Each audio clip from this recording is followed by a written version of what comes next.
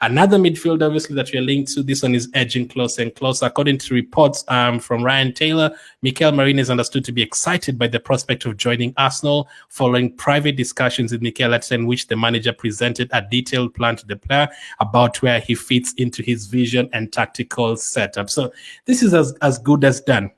Pretty much the player has chosen Arsenal ahead of Barcelona and Atletico Madrid. He's already happy to come and join the midfield that Arsenal have.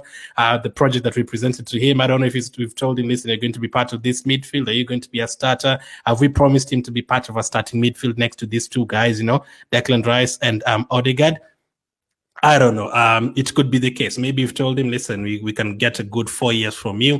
Partey and Jorginho are going to be here next season. You're going to be the guy to rotate with Declan Rice in midfield. Sometimes you could play as a 6. Sometimes you can play as an 8. This is what you're trying to achieve the next 2-3 years.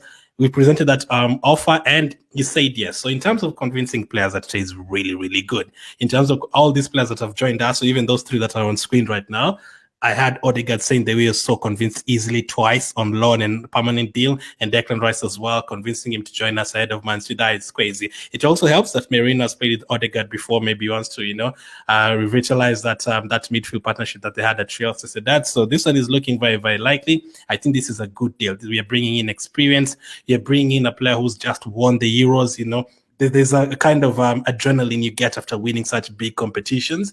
I'm sure he'll be ready to go once again and try to win more big things. He's never really won league titles and stuff like that. So he has a chance of coming to do that with Arsenal. Maybe I just told him, listen, you're the last piece of the in the puzzle that we need to win this Premier League. You're going to help us really a lot. And he's going to bring a lot of things to us, so including the duels that he's won. He won 326 duels last season. That is more than any player in the top 7 European leagues.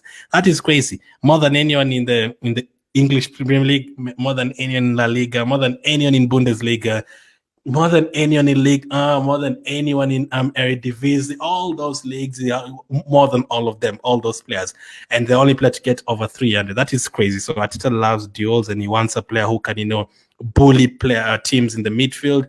And if you have Declan Rice, and then you have Merino, and then you have Odegaard pressing from the front, and then on top of that you have the options of control with Jorginho and Partey, and then any other midfield that you're going to sign. It's very exciting. It's very, very exciting. I cannot wait for him to get this deal done. Again, it's very cheap as well, 30 million euros. I think that is a very, very good deal to get done with Merino. And the player is coming back from holiday over the weekend. So I think after that, we're going to move on quickly with him, and he will be joining Arsenal to reunite with Odegaard. As you can see there, they will be playing together again. So that is looking very likely to be our third permanent signing after David Raya and Calafiori. We obviously haven't seen Calafiori playing for us yet. It could be a good treat for the ones who are going to be attending the Emirates Cup. You're going to see a couple of new players together. I'm expecting Calafiori to make his debut next week. And then for this particular player, Mikel Merino, maybe the next Emirates Cup game after that. But exciting development. The fact that he wanted to join Arsenal, he definitely, has had private discussions with Arteta, and he fits into his vision. Absolutely perfect. I think we're going to talk about it more, break it down more after he signs for us, which positions he's going to play and all that. But next up, let's go to a couple of players who are leaving Arsenal, who have already left Arsenal. Nketiah. Now, this is the latest news from Fabrizio Romano. Arsenal reject today new proposal from Olympique Marseille for Nketiah. Understand proposal in the region of 27 million euros. That is 23 million pounds. Was still considered not enough to let Eddie leave. Olympique Marseille agreed personal terms with Nketiah, but still no agreement with Arsenal. So my first question for you guys is, let me know in the comments, how much do you think Eddie Nketiah is worth? How much do you think, if you are the director at Arsenal, how much would you be happy with? 15 million, 18 million, 25 million? Would you be like, no, 40 million, 45 million? How much money would you be looking for Eddie Nketiah? Because they are currently, we've just rejected a 23 million pound offer, and I agree with that. I would not sell Eddie Nketiah for 23 million. The other day they're talking about 20 million. That is too low. And for 23 million as well, I agree that is too low. 23 million pounds, that is too low. No add-ons, nothing. That is too low. A team like Man United would be able to sell Martial for 40 million if he was not at the end of his contract. Chelsea with players like Gallagher. A good example is Duran at Aston Villa. Eddie Nketiah has done more in the Premier League than what Duran has done in the Premier League for Aston Villa. But Aston Villa want 50 million for Duran. So we're not even asking for 50 million because Nketiah, however much Arsenal fans don't rate him, however much rival fans don't rate him, he's still done things in the Premier League before. He scored goals in the Premier League before. He scored hat-tricks in the Premier League before. He scored hat-tricks for Arsenal. Done well from the under-18, under-21 for both Arsenal and England. So he's done things before.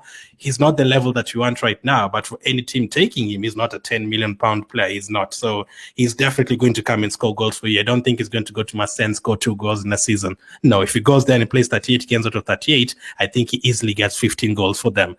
That is according to my opinion. So I don't think he's a player that you just throw away. Now, there's fans who are saying, maybe if we keep on pushing Marseille, they're going to walk away and then we're going to be stuck with Nketiah. I feel like other teams will come in for him because it's not just 1 or 2 teams that have said they are interested in Nketiah. No, so far this transfer window, we've had about 7, 8 teams. Leicester have not really made an offer yet, but you were told that they could be interested in him. You were told about teams like Wolves, Crystal Palace, all these guys have been linked to him.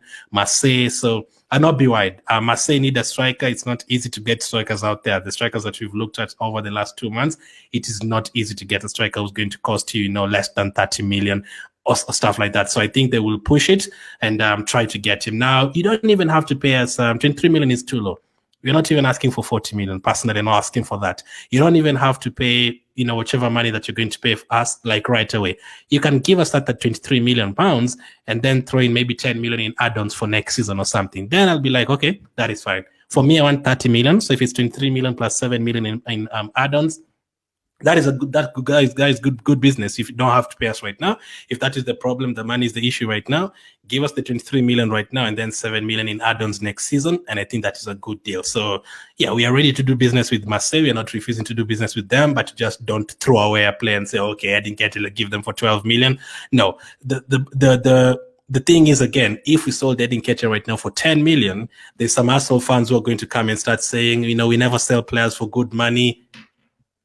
There's not too many players that we can sell right now. The only ones that we could sell, the likes of Nketiah and Smith Rowe and those guys, let's try and get 30 million for them and above, 30 million and above, because we're not going to sell the others. Saliba would cost 200 million, or Odegaard would cost more than 100 million. We're not selling those players. The ones who feel like we are ready to move on, we have to get 30 million plus for them, because we've always complained about Arsenal doing good business. I'm absolutely okay with Edu and the rest of the guys rejecting the 23 million pounds. You can add that.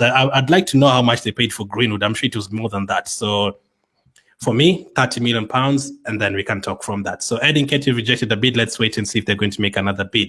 One player who's moved on for sure is now Emile Smith Rowe. According to Fabrizio and Fulham and Arsenal as well, he's moved on for 27 million pounds plus 7 million in add-ons.